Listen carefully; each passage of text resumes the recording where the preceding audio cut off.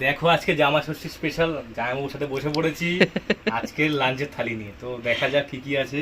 এখানে দেরাদুন রাইস, এখানে আছে ভাজা, আলু ভাজা, বেগুন ভাজা, পটল ভাজা, গন্ধরাজ লেবু, মাছের মাথা দিয়ে মুগ ডাল, চিকেন পকোড়া একদম টেস্টি করে, একদম রেস্টুরেন্ট স্টাইলে। এখানে আছে চিকেন কষা, দই চিকেন, এটা হচ্ছে দই চিকেন আছে। এখানে আছে রসগোল্লা, দই রুই, কি জানো এটা? এটা রুই মাছের কালিয়া। রুই মাছের কালিয়া, আমি দই কাতলা ভাবছিলাম, রুই মাছের কালিয়া।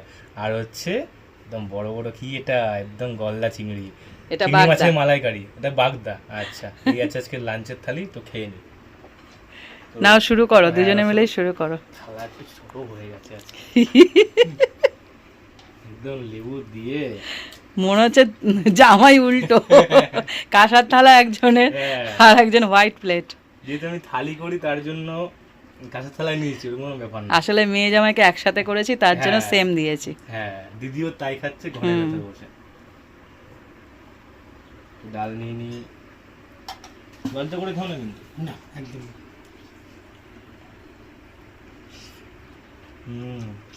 লেবুর ডালটা ব্যাপক লাগলো। ওই চিকেন পকোড়া খেয়ে দেখি। হুম,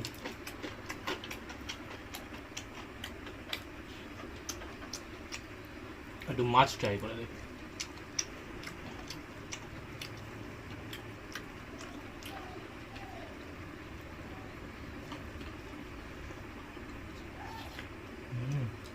কেমন লাগছে? মাছ তো, আজকে আমি বলবো। আমি বলবো ওরা কথা ছিল। তাহলে ব্যাপক কেমন ব্যাপক লাগছে? এটা চিংড়িটা খাবো। আজকে লাঞ্চ একটু বড় হবে, যেহেতু খাওয়ার অনেক দাম।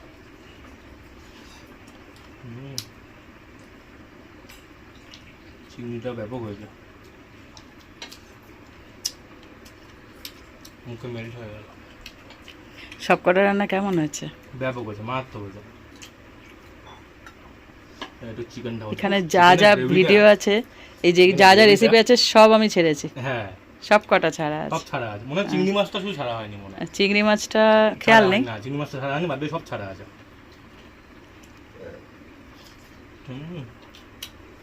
চিকেনের লাল লাল ঝোল আর কি লাগে,